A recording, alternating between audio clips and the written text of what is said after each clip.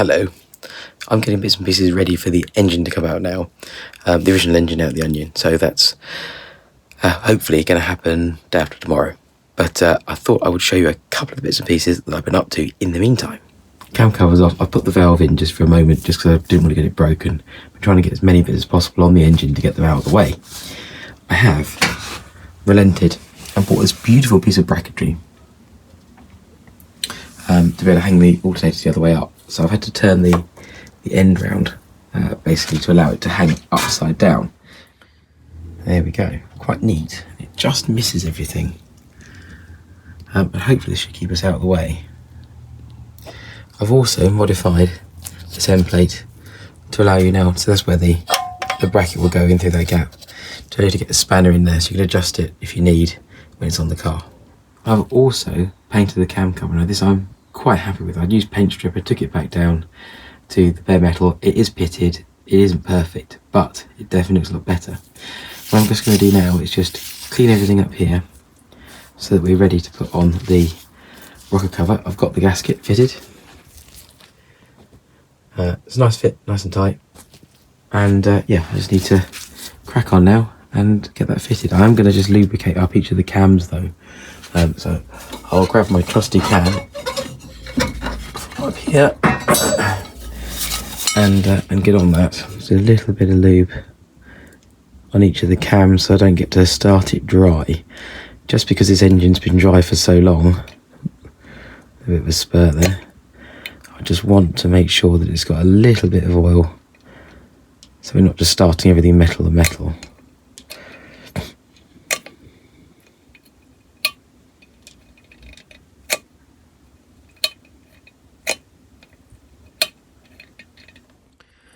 So this is the finished effect. And to be honest, I'm pretty happy with that. You can see I still need to treat the plastics off in bits and pieces. This bit, I'm not sure if I'm going to keep it or not. Covers the core back and the thermostat just down here. You can still see the pitting and things where this was not in great shape, but I went for a hammered finish, and to be honest, it looks kind of right. I'm pretty happy with it anyway. I guess that's all that really matters. And of course, I forgot to mention the nice new alternator, which was a lot freer than what we previously had there. Anyway, this is about as complete as this is going to be before it goes in. I do like this little cover for being able to hide the breathers and bits and pieces, so we'll see. Maybe we'll keep it. I should probably add, I have no idea what this is about. It was on there when I got the car. I'm not sure the ST170 ever had anything done by Cosworth on there. But maybe I'll do a bit of research and find out. I'm not alone. Look. Hello. And yeah, obviously as we do these things, it's kind of a bit like Draw the Rest of the Owl. So we're in the garage. And I promise you the next time that we've made a video that the chances are the engine will be coming out. Well, it's fallen out. It's fallen out. It's on the crane. The car is on the crane. The engine is down here, and it's been sold. I've sold it. We've managed to get some labour for it. So the beauty of these things is if the suspension's off, it's much easier to take everything out the bottom. The real problem is though, if you've suddenly got a step and an engine and then have to get it out. So yeah, anyway, there it is. Next step now, we've got to drop the car back down once we've moved it over enough. If it's down enough, I don't know. I'm going to measure in just a second. And then lift this up and take the gearbox off. Right, so because of things, the car is suspended off the crane again, second time around. Yes, we've got a video going. We had to get that from the front to the back. There was literally how much space? That's it. Need to get personal. Yeah, between the side of the car and here, so God knows really how that got through. But anyway, it is through. Now here's a question: what do all these go to? There's a vacuum there, one there, this big one, and that one. Some research needed, I think, so I can figure what that is. So, where are we now? We've made a little pallet stand, I guess, for the engine, which should hold that, hopefully. Engine's out, obviously. Car is over, and ready to finish stripping the rest of it out, I guess. I think I'm going to remake the brake lines, so I'm just not happy with those. Especially now I can see the engine bay.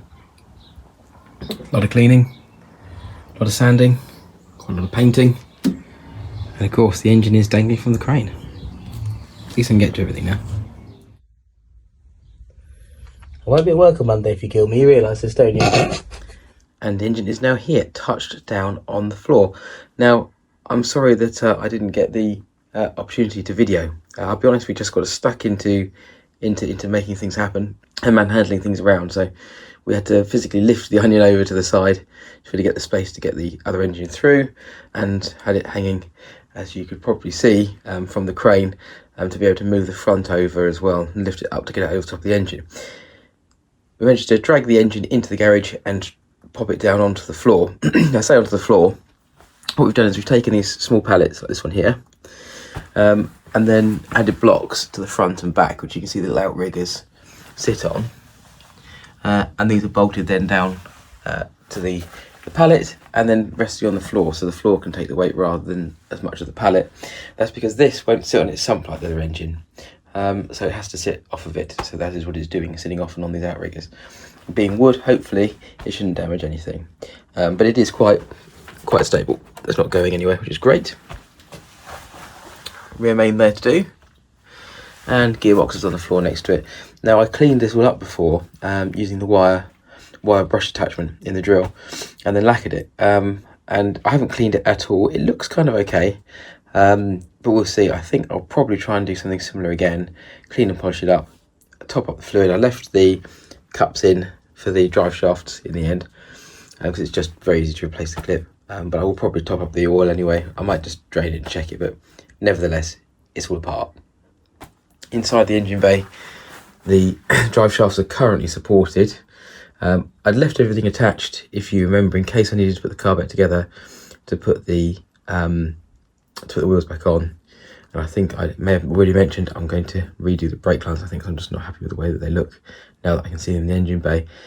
The kit that it came with, the lengths of copper, fine, but of course you can't then use a tool to straighten the pipework out. So I'm just not really happy with them.